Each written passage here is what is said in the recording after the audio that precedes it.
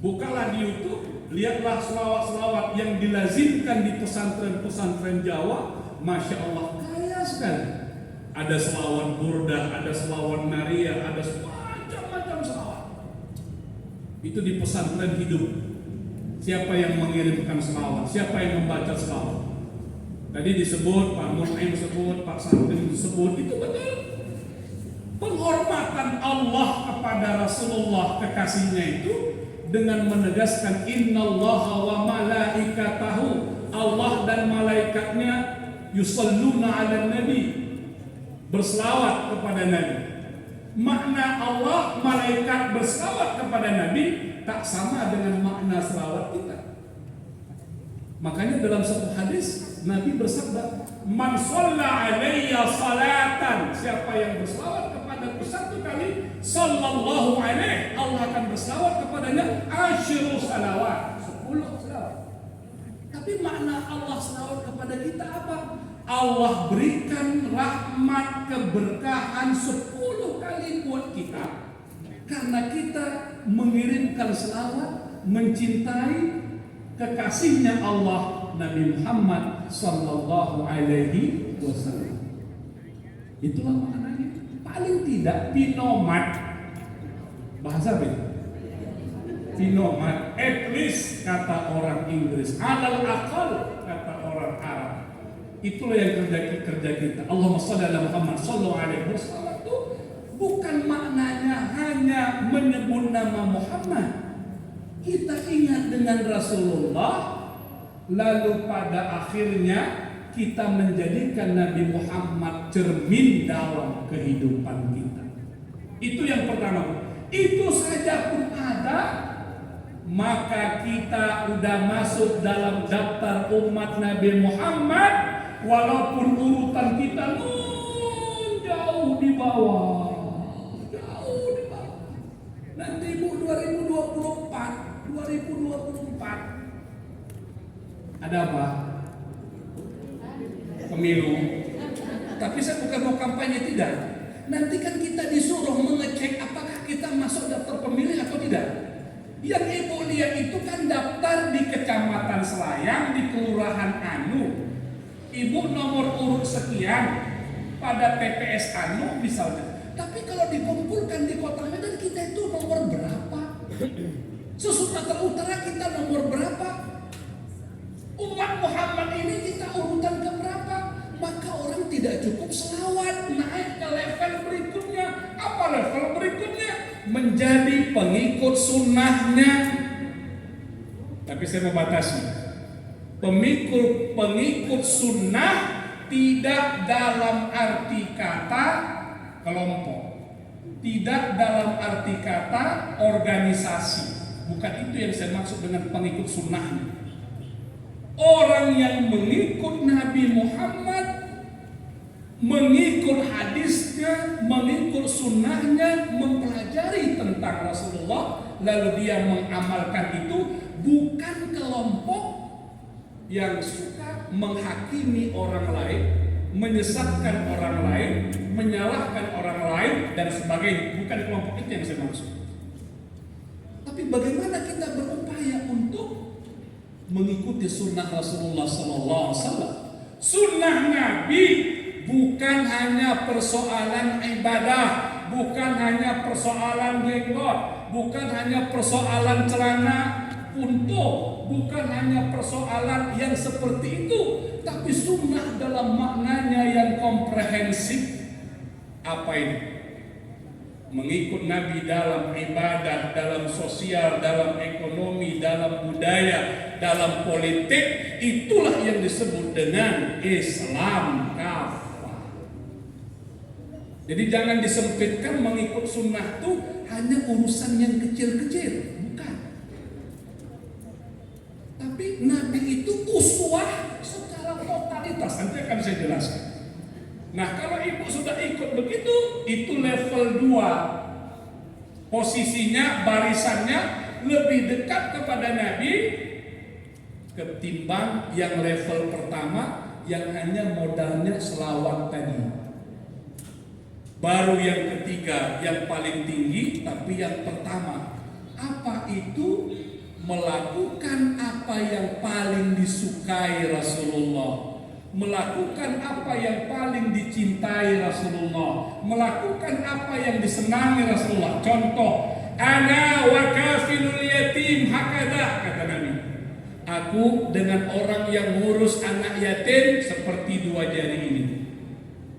Jangan cerita mau dekat Nabi kalau modalnya cuma selawat, tapi tak peduli dengan anak yatim, tak mau ngurus anak yatim, tak mau merawat anak yatim. Jangan cerita mau dekat dengan Nabi barisannya kalau tak peduli dengan orang miskin, kalau tak peduli dengan fukara, kalau tidak peduli dengan du'afa. Masya Allah ibu, bapak sekalian, sunnah Nabi yang paling tinggi posisinya itu adalah kepedulian terhadap orang-orang yang tak berdaya. Tadi Nabi katakan, aku dengan orang yang ngurus anak yatim itu seperti dua jari ini dekatnya, dan Nabi akan cari. Ibu berada di ujung jauh dari Medan Selayar, kita berkumpul pada mahsyarnya nggak tahu entah di mana. Tapi Nabi akan tahu siapa dari umatnya ini yang ngurus anak yatim, karena Nabi sangat suka dengan orang yang ngurus anak yatim. Ngurus anak yatim pada 3 kelompok. Kelompok pertama, mau lebaran, mau Ramadan, bulan Muharram, kasih santunan dengan anak yatim. Selain itu dia lupa dengan anak yatim. Tapi paten daripada tak sama sekali, itu bagus. Dia peduli dengan anak yatim, ada momentum, ada acara itu. Yang kedua, dia peduli dengan anak yatim, dia urus anak yatim, tapi tidak di rumahnya. Tidak di rumahnya. IPI Kecamatan Medan Selayar punya rumah yatim. Di dalam rumah itu ada 20 anak yatim yang diajari tahfiz, yang diberikan kesempatan sekolah, diberikan beasiswa. Dari mana dananya? Dari semua pengurus, dari semua anggota IPI Medan Selayar. Hidup anak yatim yang 20 orang di situ, itu tandanya kita termasuk orang yang membiayai anak yatim. Yang hebat itu yang nomor 3. Pada satu saat Idul Fitri, Nabi berjalan ketemu dengan wanita, anak-anak, perempuan yang menangis. Kenapa engkau menangis?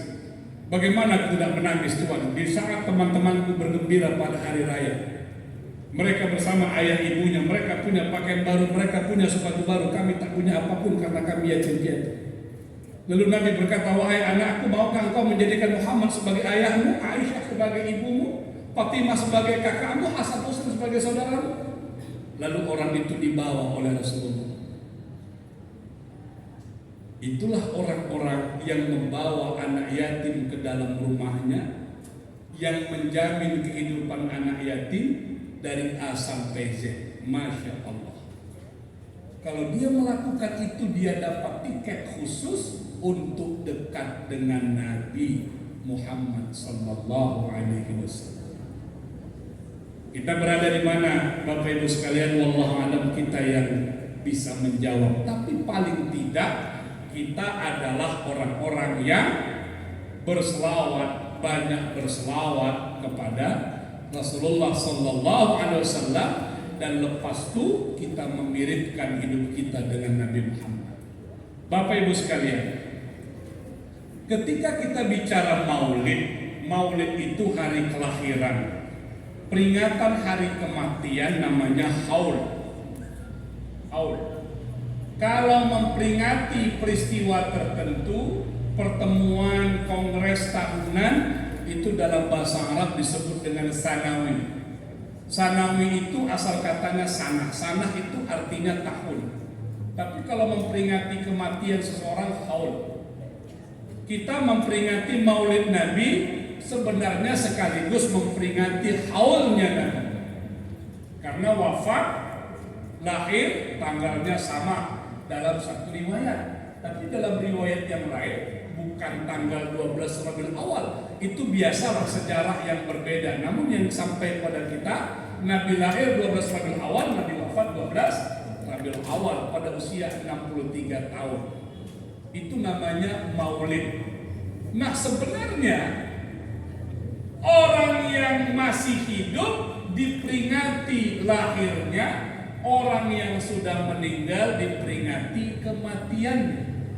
Tapi Nabi Muhammad sudah wafat, kita peringati lahirnya sekaligus memperingati kematiannya. Sekarang kalau saya tanya dengan ibu-ibu, siapa yang bisa menjawab dengan cepat? Siapa di antara kita hari ini yang konsisten memperingati haul ayahnya yang telah wafat? Ada. Kalau ditanya ibu, Bu, sudah berapa tahunkah bapak wafat? Bisakah kita menjawabnya dengan cepat atau kita berpikir?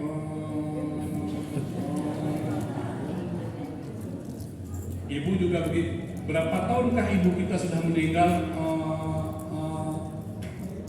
Kenapa Bapak Ibu? Padahal itu penting. Tak ada yang salah. Kita sudah terlanjur menyebut haul itu hanya untuk tuan guru. Haul tuan guru Besilam diperingati wafatnya. Berapa tahun wafatnya? Tapi sebenarnya haul itu adalah peringatan orang-orang yang berjasa, orang-orang besar, orang-orang yang berpengaruh dalam kehidupan kita. Pertanyaannya, siapakah secara pribadi bagi kita sebenarnya siapakah orang yang paling berpengaruh dalam hidup kita? Orang tua, jawaban ayah dan ibu kita. Adakah kita memperingati haulnya? Paling tidak ibu, bapak, haul itu kita peringati bersama saudara-saudara kita.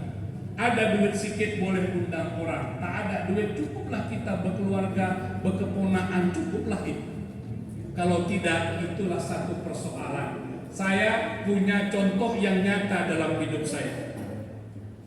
Apakah anak saya yang lahir setelah ayah saya wafat tahu tentang kakeknya, tahu tentang bagaimana sejarah kakeknya? Dia kan tak pernah tahu tentang itu. Dia hanya tahu tentang ayahnya, lalu kakeknya dia tak tahu riwayat kehidupan kakeknya. Beda dengan orang Arab, makanya binnya itu panjang, kita tidak. Maka buatlah haul ayah kita, buatlah haul emak kita, tapi dalam pertemuan itu yang kita bicarakan apa yang baik dari orang tua kita, apa pesannya, apa nasihatnya, apa tradisinya, apa kesukaannya, itulah yang kita ikut. Tidak ada makna maulid kalau orang tidak mengambil pelajaran dari orang yang dia ikut. Tidak ada arti maulid kalau kita tak berupaya untuk memiripkan diri kita dengan orang yang kita peringati maulidnya. Kalau hari ini kita maulid memperingati hari lahir Nabi Muhammad Rasulullah SAW, kita sebenarnya sedang berupaya memiripkan diri kita dengan Nabi. Bimbo boleh berkata, tahu ibu bimbo? Tahu? Bimbo. Nah, bukan sambu. Bimbo. Bimbo berkata, berabad jarak darimu ya Rasul. Terus terasa. Nah, kalau diukur dari jarak, masa, waktu, tempat, kita jauh dengan Nabi Muhammad SAW. Beliau sudah wafat. Tapi mampukah kita pada saat ini begitu merasa maulid, kita melakukan maulid, kita merasakan Rasulullah ada di sekitar kita, Rasulullah ada di dekat kita. Itulah yang penting ibu sekalian, merasakan Nabi itu sebagai teladan dalam kehidupan kita. Ada satu novel yang ditulis oleh Fat Gibran. Judulnya itu Menatap Punggung Muhammad. Tapi punggung ini bukan dalam makna bahasa kampung. Kalau bahasa kampung kami Petumbak, punggung itu lain maknanya. Punggung itu ini punggung. Bukan di bawahnya ini. Kenapa dia katakan punggung Nabi Muhammad, menatap punggung Nabi Muhammad, dia berkata, kalaulah hari ini Muhammad hadir ke tengah-tengah kita, melihat tingkah kita, melihat sikap kita, melihat beragama kita, apakah Muhammad akan tersenyum? Atau dia lihat lalu Nabi berpaling dan pergi kembali sejauh-jauhnya? Itu kata novel itu, untuk mengkritik kita. Bagaimana Nabi Muhammad mau tersenyum dengan kita lalu membanggakan kita sebagai umatnya? Tetangga kita sebelah kelaparan tidak ada yang peduli, tetangga kita di sebelah tidak bisa sekolah karena tak ada duit, tak ada yang peduli, tetangga kita sakit, tak ada yang peduli. Bagaimana Muhammad mau bangga dengan kita? Setiap hari kita salat di masjid, sujud di masjid, rukuk bersama, tapi seputar masjid ada orang-orang miskin yang tidak diperhatikan, ada orang-orang sakit yang tidak bisa berobat ke rumah sakit karena tak ada yang membantu. Banggakah Rasulullah, banggakah Muhammad dengan jumlah orang yang banyak sholat di masjid, tapi kepedulian sosialnya amat sangat lemah?